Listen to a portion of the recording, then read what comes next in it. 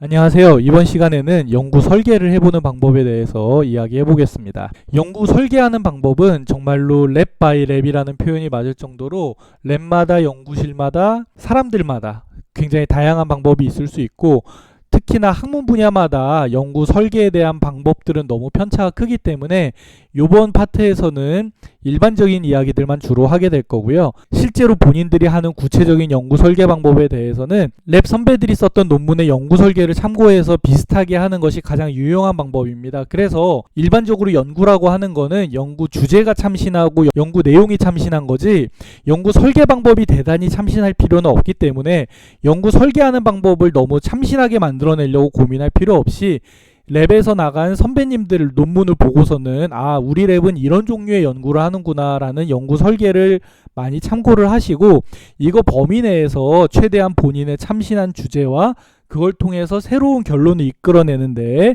집중을 하는 것이 좋습니다. 그래서 본 파트에서는 실제적인 연구 설계 방법은 너무 학문 분야마다 차이가 크기 때문에 일반적인 연구 설계 과정에서 고려해야 될 요소 몇 가지를 설명을 드릴 거고요. 이번 강좌 시리즈 맨 마지막에 실제로 해보는 부분이 있는데, 거기에서 실제 예시로 연구 설계를 구체화해 나가는 예시 하나를 제가 설명을 드릴 거기 때문에 그 파트를 참고하시면 되겠습니다. 제가 저번 시간에 연구 주제 2가지를 설명하겠다고 잡았었어요. 그 중에 첫 번째, 상관관계에 대한 연구였던 한국인을 대상으로 해서 MRI를 이용해 가지고 지능이 높은 사람에서 어느 뇌 영역이 커질지에 대한 연구 설계를 예시로 들어서 어떻게 연구 설계를 할지에 대한 몇 가지 고려사항들을 설명을 드리겠습니다.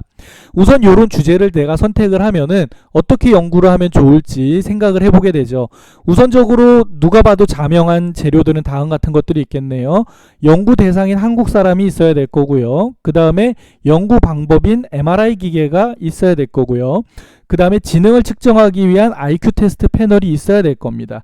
그러면은 처음에는 이걸 가지고서 어떤 식으로 연구를 수행하면 될 거라고 생각을 하냐면은, 언뜻 생각해 봤을 때는 적절한 한국 사람을 모아서 이 사람들을 대상으로 MRI를 다 찍어 가지고 뇌 크기를 보고 이 사람들을 가지고서 IQ 테스트를 해본 다음에 IQ 테스트랑 상관관계를 보였던 뇌 크기 영역을 찾아보면은 간단하게 연구가 될 거라고 처음에는 생각하기가 쉽습니다. 그러나 실제 현실은 생각보다 복잡합니다. 첫 번째로 한국 사람을 모아서 연구를 한다 그랬는데, 이 한국 사람이란 것의 정의와 모으는 것이 실제로 만만치가 않습니다. 과연 한국 사람이면 아무나 다 받아줘서 연구를 할 것인지라는 문제가 생기죠. 예를 들자면은 특정한 나이나 성별을 고려를 할지 혹은 무관하게 받을지에 관련된 얘기가 나옵니다. 예를 들어 뇌 크기에 따른 지능 지수를 볼 건데 3살짜리 어린이가 왔다 그러면 그 연구를 받아줄 건가요? 혹은 이름 먹은 어르신이 왔다고 쳤을 때도 똑같은 결과를 얘기할 수 있을까요? 혹은 남자와 여자 사이에 지능에 따라서 커지는 뇌 부위의 차이가 있을 수도 있는데, 성호르몬 같은 거 영향 때문에 과연 그런 차이가 없다라고 생각을 할 수가 있을까요? 이러한 다양한 고려 요소들을 가리지 않고 받을지, 혹은 특정 나이대 내지는 특정 성별만을 받을지, 아니면은 모든 사람을 대상으로 하되 분석을 할 때 요 각각의 나이와 성별에 대한 요소들을 나누어서 분석을 할지 같은 거를 연구 설계 과정에서 정확하게 정립을 해둘 필요가 있습니다. 다음으로 건강한 사람만 대상으로 할지 혹은 질병이 있는 사람을 대상으로 할지도 정해야 됩니다. 예를 들어 건강한 사람만을 대상으로 뇌 크기와 지능지수 연구를 할 것인지, 혹은 질병이 있는 사람, 고혈압, 당뇨 있는 사람까지는 받아줄지, 혹은 우리가 연구하는 대상인 뇌 쪽에 질환이 있는 분들, 예를 들어 치매 질환이 있다든지 뇌암 환자라든지 그런 분들을 과연 받아가지고서는 똑같이 분석을 해도 괜찮을지 같은 고려사항이 존재하게 됩니다. 이렇다 보니까 일반적으로 연구할 때는 건강하거나 아니면은 관련되어 있는 질환자들은 보통 제외를 하게 되는 경우가 많이 있습니다. 다음으로 뇌 영역이라고 하는 것도 어떻게 해서 연구를 할지를 정해야 됩니다. 예를 들어 MRI를 찍으면은 MRI는 몸이 건조하게 전체 뇌를 사진으로 찍어줄 겁니다. 이 중에서 내가 지능과 연관이 있다라고 보는 뇌 영역을 전체 뇌 크기를 볼지, 그럼 MRI 중에서도 전체 뇌라고 하는 부분이 뇌 사이사이에 뇌 척수액이 들어가는 공간도 있을 거고, 백질인 부분도 있을 거고, 회백질인 부분도 있을 거고, 척수라든지 뇌관처럼 지능지수 자체와 크게 상관이 없어 보이는 부분들까지 들어있을 수 있습니다.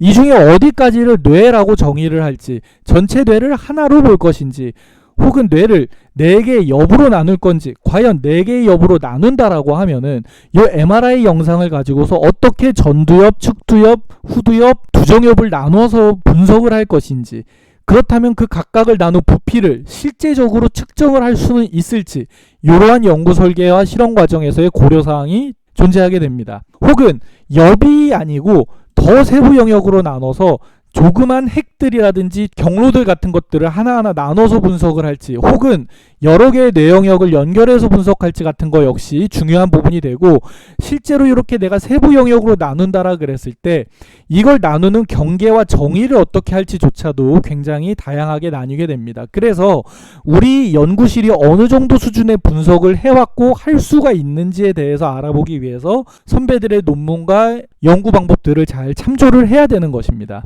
이런 현실적인 문제들이 있다가 보니 실제로 연구 설계를 하다 보면은 정의를 하고 실제로 실험을 진행하는 과정에서 적당히 타협을 하게 됩니다. 예를 들자면은 처음에는 한국인 대상으로 연구를 하겠다라고 패기롭게 시작을 하지만 실제로는 한국인을 대표하는 파퓰레이션을 모으기라고 하는 게 만만한 일이 아닙니다.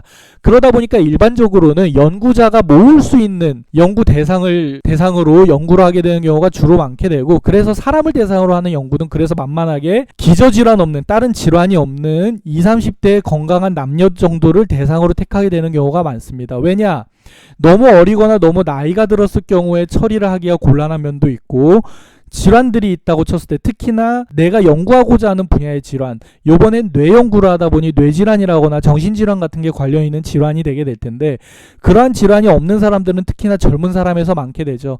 요렇게 건강한 남녀를 대상으로 하게 되는 경우가 아무래도 많게 됩니다. 물론 본인이 다른 근거가 있거나 혹은 분석할 수 있는 기술이 있다면은 어느 정도의 질환이 있는 사람을 택할 수도 있고, 더 많은 나이대를 택할 수도 있고, 더 다양한 종류의 파퓰레이션을 넣어서 보다 보편적인 결론을 얻어내는 것이 가능할 것이고, 그러한 복잡하고 어려운 분석이 가능하다면은 본인의 연구가 더 좋아지게 될 것인데, 이러한 연구 방법이 가능한지는 연구실마다 혹은 본인의 연구 수행 역량과 시간에 따라서 달라지게 될 겁니다. 제가 여기서는 가장 무난하게 사용되는 실험군을 제가 설명을 드렸고, 이러다 보니까 보통 대학병원에서 하는 연구들 같은 경우는 만만하게 대학생이나 대학원생들이 임상시험 대상이 되는 경우들이 주로 있습니다.